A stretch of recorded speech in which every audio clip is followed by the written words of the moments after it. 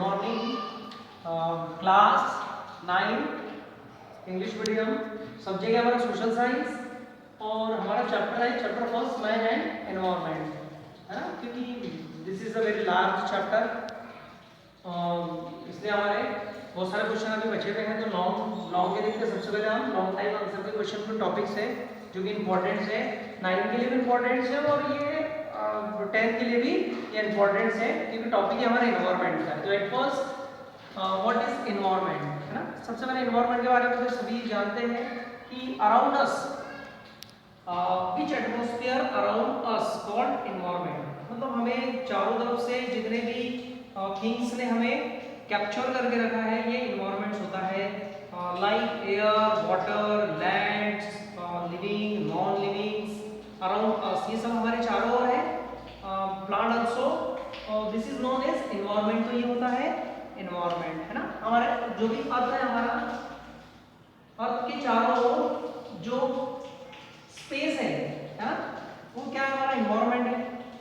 Air का space भी बोल सकते हैं, या हम यहाँ खड़े हमारे चारों ओर जो भी है वो सब सारा क्या है, एनवायरनमेंट से। अब देखिए किस तरह से रिलेटेड होता है, किस तरह से ये रिलेटेड है, मेन से किस तरह से रिलेटेड है। तो हम देखते हैं कि बहुत सारे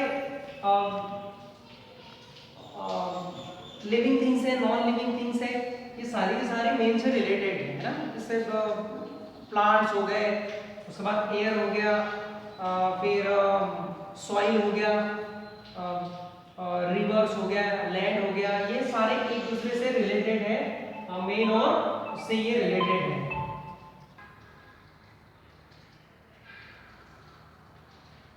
ठीक है ना। तो मेन से इसका क्या रिलेशन है, क्या रिलेटेड है, तो हम देखते हैं कि सारे एक दूसरे पे डिपेंड्स है, एक दूसरे के सप्लीमेंट होते हैं ये एनवायरनमेंट और मैन। फोटोसिंथेसिस प्रोसेस होती है यहाँ पर, जिससे बहुत सारे जो प्लांट होते हैं फूड प्रोड्यूस करते हैं और उसका यूज मेन करता है, ऑक्सीजन मिल रही है, कार्बन डाइऑक्साइड को रिलीज कर रहे हैं, है ना। तो ये जितने भी सारे लिविंग और नॉन लिविंग थिंग्स है ये सारे मानव से रिलेटेड है, एक दूसरे का सप्लीमेंट है होता है एनवायरनमेंट और मैन, ये एक दूसरे के सप्लीमेंट है, सप्लीमेंट है ना। मैन एंड एनवायरनमेंट एक दूसरे के सप्लीमेंट है, एक दूसरे के पूरक होते हैं, ये एक दूसरे पे डिपेंड्स होते हैं। चलिए नेक्स्ट टॉपिक है हमारा पोल्यूशन, ठीक है। अब इंपॉर्टेंट टॉपिक्स है पोल्यूशन, व्हाट इज पोल्यूशन। तो you know that the unwanted change in our physical biological substance, हमारा जो फिजिकल सबस्टेंस होते हैं, है ना, जैसे बायोलॉजिकल बोलो, फिजिकल्स बोलो, केमिकल्स बोलो, जब इसमें अनवांटेड चेंज होता है तो उसको हम कहते हैं पोल्यूशंस, ठीक है। Natural there are so many types of pollution, that first one water pollution,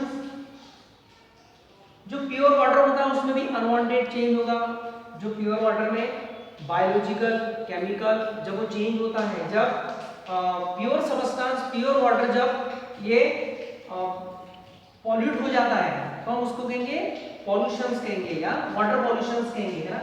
जैसे अब वाटर पॉल्यूशंस किससे होता है, तो पेस्टिसाइड्स, उसके बाद में जर्मिसाइड्स जो यूज करता है, फार्मर जो यूज करता है, दवाई खेतों में यूज करता है, उससे भी पॉल्यूशन हो रहा है। फिर उसके बाद में बहुत सारी इंडस्ट्रीज वगैरह से जो वेस्टेज वाटर निकलता है उससे भी वाटर पॉल्यूशन हो रहा है ना। डोमेस्टिक, फिर हमारे डोमेस्टिक्स में जो वाटर हम यूज कर रहे हैं, है ना, नहाने के बाद, कपड़े धोने के बाद में, उसके बाद में यूरिन्स वगैरह, इन सबसे वाटर पोल्यूशन हो रहा है। और बहुत सारी जो है वो बीमारियां इससे होती है वाटर पोल्यूशन से, लाइक टाइफाइड्स, उसके बाद में डायरिया, है ना, बहुत सारी प्रॉब्लम्स में होती है। सेकंड है एयर पोल्यूशन।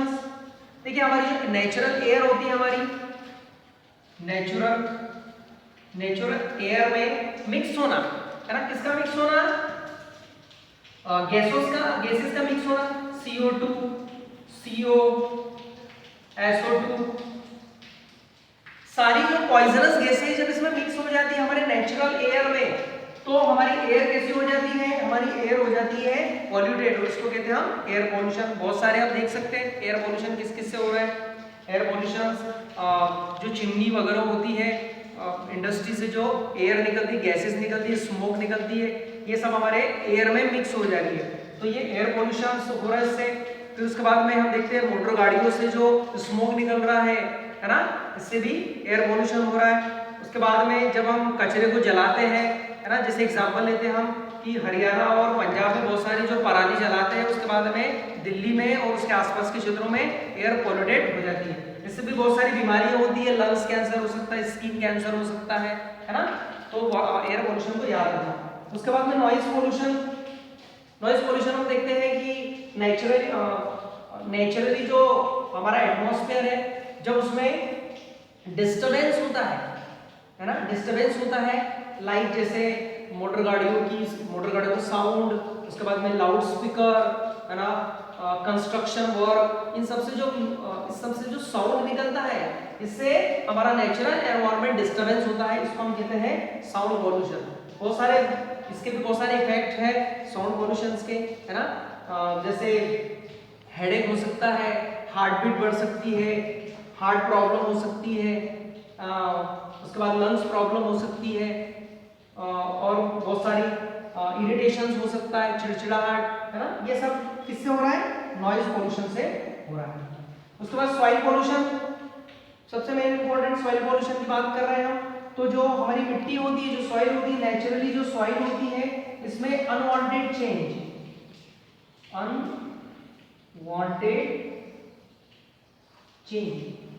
हमारी सॉइल में अनवांटेड चेंज होता है, तो इसको कहते हैं सॉइल पोल्यूशन। किस किस कारण से हो सकता है, पेस्टिसाइड्स का यूज कर रहे हैं हम, प्लास्टिक का उपयोग कर रहे हैं, है ना, प्लास्टिक की पॉलीथीन का यूज कर रहे हैं, फिर उसके बाद में फर्टिलाइजर का यूज कर रहे हैं, एक्सेसिव यूज ऑफ फर्टिलाइजर्स, है ना, इन सब से हमारी जो सॉइल है वो क्या कैसी हो रही है, पॉल्यूटेड हो रही है। इसके बहुत सारे इफेक्ट हो सकते हैं, फोटोसिंथेसिस प्रोसेस कमजोर हो जाएगी, उसके बाद में जो ग्रीन प्लांट है, नंबर ऑफ ग्रीन प्लांट, ये जल्दी सूख जाएंगे, ठीक है ना।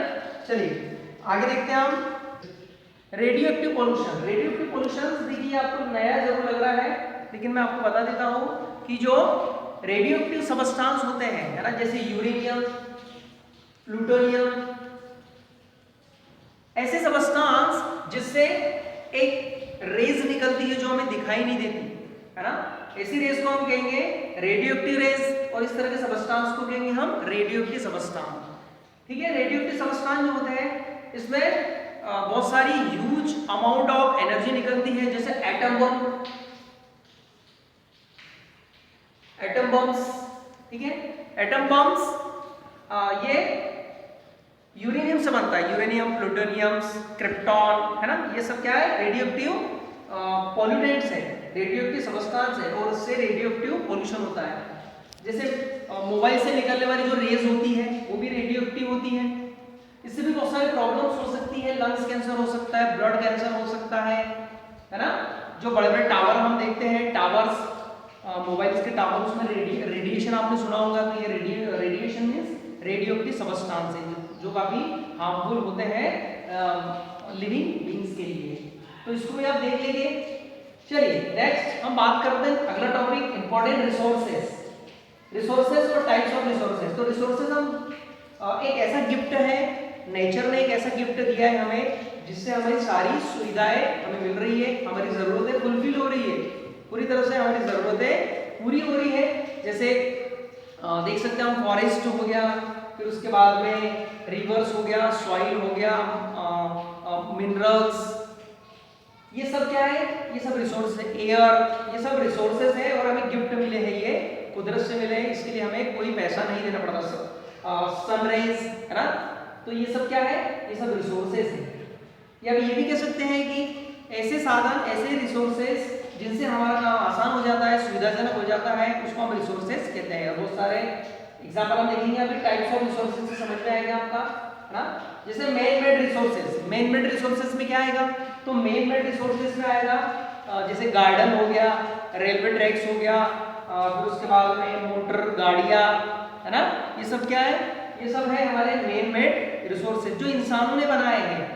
चलिए इसके बाद में लैंड रिसोर्सेज, लैंड रिसोर्सेज में भी इंसानों द्वारा ही हो गए, रेलवे ट्रैक्स हो गए, उसके बाद में गार्डन्स हो गए, है ना, बसेस हो गई, ये सब क्या है, लैंड रिसोर्सेज है। जैसे हम जानते हैं कि हमारे यहाँ 29% जो है वो लैंड है और 70% जो है वो वाटर है अर्थ पे। तो ये लैंड पर जो भी बसे हुए हैं, है ना, सिचुएटेड है रिसोर्सेज, ये सब लैंड रिसोर्सेज हैं। रिवर्स भी, ये भी लैंड रिसोर्सेज है, लैंड पर ही ये प्रोड्यूस किए गए नेचर में। अगली बात करते हैं हम एग्रीकल्चर रिसोर्सेज का। एग्रीकल्चर मालूम है आपको, ये भी मैन मेड ही है ना, crops productions on land by man, इंसानों के द्वारा जमीन पर फसलों को उगाना, ये होता है एग्रीकल्चर।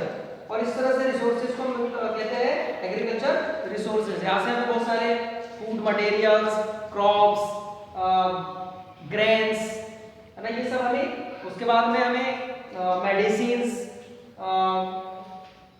फ्लावर्स, ये सब हमें एग्रीकल्चर रिसोर्सेज से मिल रहे हैं। चलिए आगे देखते हैं हम वाटर रिसोर्सेज।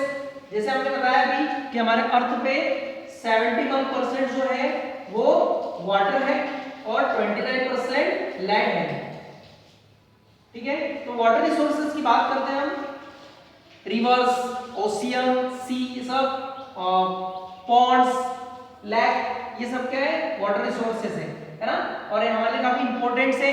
किस चीज के लिए इंपॉर्टेंट है, एग्रीकल्चर में काम आते हैं हमारे, उसके बाद में फिर फिश प्रोडक्शन में काम आ रहे हैं, उसके बाद में ट्रांसपोर्ट एक जगह से दूसरी जगह बाय शिप, है ना, जो वाटर शिप होती है उसके द्वारा एक जगह से दूसरी जगह हम इंपोर्ट और एक्सपोर्ट कर सकते हैं। तो ये भी काफी इंपॉर्टेंट है हमारे लिए। उसके बाद में फिर इलेक्ट्रिक, जो इलेक्ट्रिक होती है वो भी प्रोड्यूस होती है वाटर रिसोर्सेज से। चलिए इसके बाद में नेक्स्ट है हमारा फॉरेस्ट रिसोर्सेज। हमारे अर्थ में, पूरी अर्थ की बात करें हम, तो 30% जो है वो हमारे पास में फॉरेस्ट है ना, 30% फॉरेस्ट है। और फॉरेस्ट जो होता है वो काफी इंपॉर्टेंट रिसोर्सेज है हमारे लिए। ऐसा कहा जाता है कि जिस देश के पास में जितना ज्यादा फॉरेस्ट होगा वो उतना ज्यादा रीच होगा, है ना। फॉरेस्ट से बहुत सारे हमें टिम्बर्स वगैरह, वुड्स वगैरह मिलती है, एक तो जलाने के लिए और दूसरा बहुत सारे हमारे जो मैन्युफैक्चरर्स होते हैं उसके काम में भी यूज होता है। मेडिसिन्स मिलती है, फ्रूट्स मिलते हैं, फिर उसके बाद में ये हैबिटेट्स होते हैं, जो एनिमल्स होते हैं ना उनके लिए हैबिटेट्स है ये। तो और साथ में फॉरेस्ट क्या करता है, फॉरेस्ट रिसोर्सेज हमारे जो अर्थ का जो टेम्परेचर होता है उसको मेंटेन करता है ना, उसको नॉर्मली रखता है ये। उसके बाद फॉरेस्ट जो होता है वो जो रेन होती है उसको एब्जॉर्ब करता है, उसको खींचने का काम करता है, बारिश को खींचता है, क्लाउड बनते हैं इससे। तो ठीक है, हम ये बहुत सारे हमारे रिसोर्सेज हो गए हैं, है ना, हमारे 2-3 क्वेश्चन जो भी हो गए हैं, और अगले क्वेश्चन जो लॉन्ग वाले हैं वो आपको अगले वीडियो में सेंड कर दिए जाएंगे। Thank you.